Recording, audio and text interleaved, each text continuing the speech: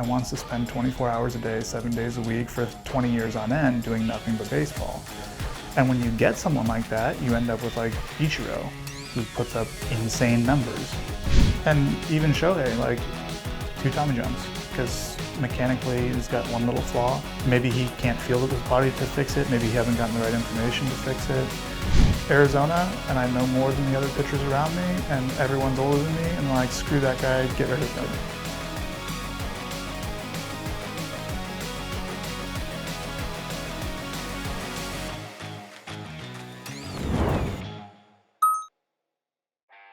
Yeah, well, I mean, the ideal scenario is that you have a player that knows nothing and just knows go play the game hard. And you have a coach that knows everything and can just, and the athlete trusts the coach 100%. So the coach can build the entire program, and all the athlete has to do is just take what the coach tells him, supplement-wise, eat what the coach gives him, do the training, do the throwing, and give the coach feedback on how his body's feeling. But that system doesn't exist because there's not enough coaches out there that know everything. And the athletes don't end up with the same coach for the long time.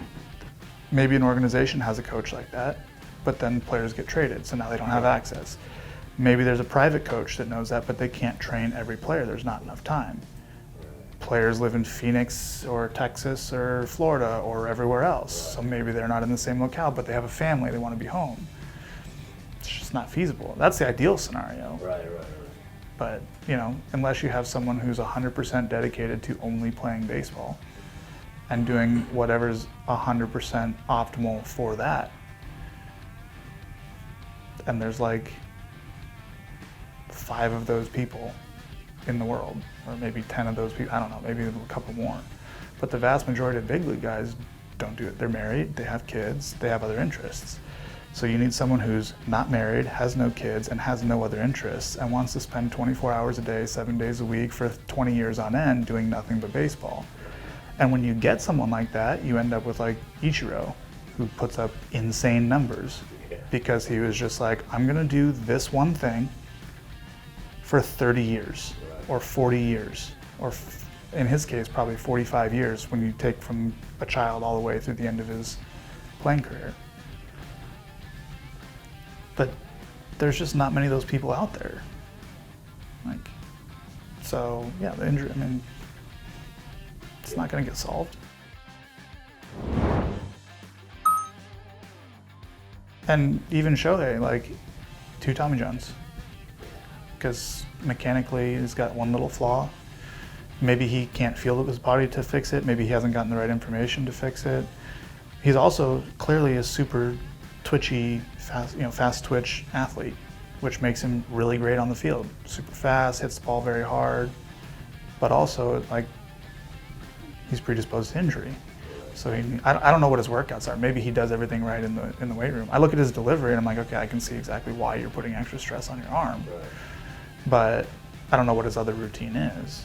But he's one of those guys, like a Giancarlo Stanton is the same way. Very twitchy, very fast, crazy power, Right. great athlete. Predisposed to injury just because he can produce so much force. Right. Injured a lot. Now, I don't know his habits either, but you can look around and you can say, okay, these guys are this way, these guys are that way. I think players are getting the sense that they have to do more. And I hope that I've had an influence on younger players to give them some information and a route to be able to get better and to do more. But I could sit down with every big leaguer and be like, this is exactly what you need to do to stay healthy for 20 years and to be an elite Hall of Fame talent. And there'd probably be like 5 of them that would actually do it or would even come ask me questions about it. So, I mean, they either don't care that much, truly, or they have some sort of, they're either maybe scared to ask questions or don't want to ask questions because they don't, they have an ego. I don't know what it is, but they won't ask questions. People will not come to me and ask questions until they're hurt or have a problem. And then I get a ton of people, ex-teammates, current teammates, people on Instagram from around the league, hey, I blew out for the second time, like, can you help me with my mechanics? Like, yeah, sure, I can help. But like, don't you think you should have asked that question before you blew out so that you didn't blow out again? Or like, you know, when I'm talking to a teammate of mine in 2019, I'm like, hey, you have this problem, and in a couple years, like when your body gets less athletic, your velocity is going to drop a little bit, you're going to have elbow problems, whatever, like, we need to work on this. It goes in one ear, out the other, until 5 years later, he sends me a text and is like, hey, I got this, my velo's down, my elbow hurts, like, what can I do? Well, you could have done something 5 years ago when I told you this exact thing.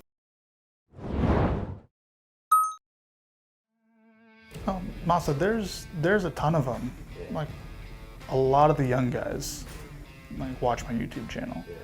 Basically, you can draw the dividing line at my age.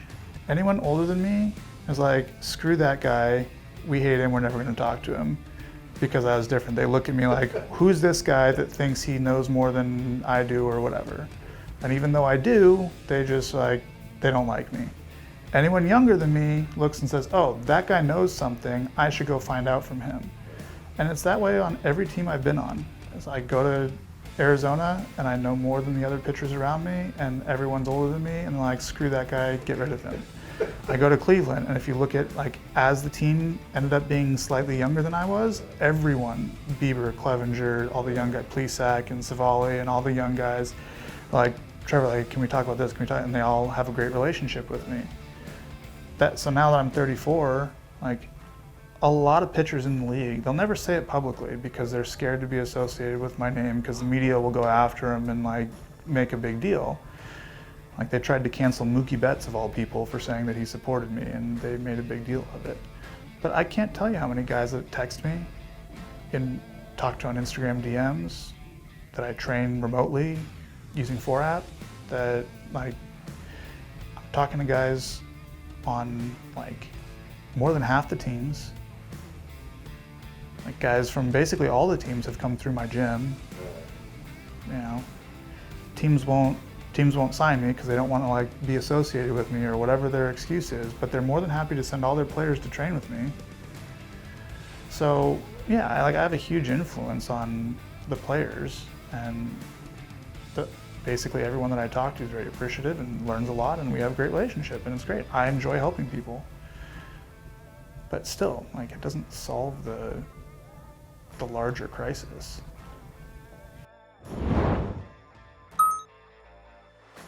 Yeah, I mean, I've seen just here with Base Stars, because I haven't seen a lot of the other teams. I haven't gotten to connect with a lot of the other players, right? I've just been here with Base Stars so far. But I mean, I think the organization is definitely interested in trying to do more to help the players, which is great. And it seems like the players, I mean, I've had quite a few conversations already, trying to answer questions and talk mechanics and strategy and all that. At the end of the day, like, I'm never going to be the one to go like, hey, pitcher, like, you have a problem, I want to work on it with you. Like, but if they come to me with questions, like, I'll spend all day talking and trying to answer and analyze mechanics or talk about whatever. So I'm open, like, whenever someone comes to ask me, but I'm never going to be the one to go like tell someone to work on something, because I dislike it when people do that to me with no context, you know, and so I won't do that to other players. I'm not sure exactly, you know, but that's a good example. Like, I'm playing in Mexico, he's playing in Japan. We had met briefly when we were with the Dodgers, but it's not like we had like a long-standing relationship or anything. But yeah, he reaches out and it's like, and we talk, and you know, hopefully that's something I said was helpful. I don't know if it was or not, but you know, hopefully it was. But that happens all the time. Like, players in minor leagues are like, I don't know, never heard of this guy. He plays for the Tigers. He signs up on 4app and is like, hey, I need some help. It's like, okay, great. You know, like, cool. Or this guy that plays for the Tigers in America. You know, I get a Hanshin Tiger and I get a Detroit Tiger. And I'm like, oh, okay, great. Or a Philly or whatever. Happy to help whenever I can. When you throw a splitter, it relies on seam shifted weight, which I do. So yeah, when I when I'm here in Japan, I don't throw my two-seam very often. Well, what matters is what the hitter sees and how the ball, and can you make the ball do something different than what the hitter's eyes tell them it's going to do?